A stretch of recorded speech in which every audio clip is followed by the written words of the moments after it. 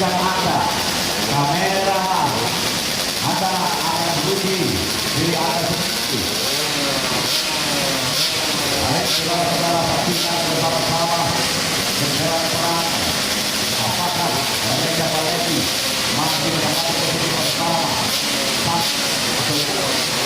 Apakah Fernando ada mencoba untuk posisi dan juga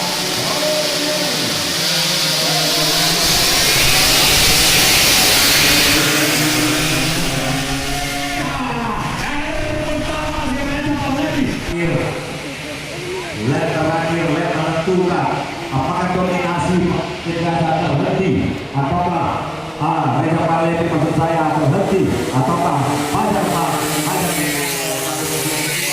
mampu mengambil alih dan dari kejauhan tidak melawan akan Fajar Reza Palevi si tua kembali tiga kelas yang berbeda.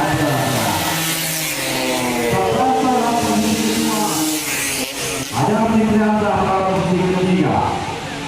Bagaimana Misbah Udika atau Gabriel Maulana sekali saudara-saudara. Posisi yang keempat jatuh kepada Misbah Udika. Kelima David Rarata. Lalu musik terbuka selamat luar biasa. Reza Palevi masih mampu luar biasa dari pemantap yang dilakukan oleh dan tentunya PPD luar biasa yang hari ini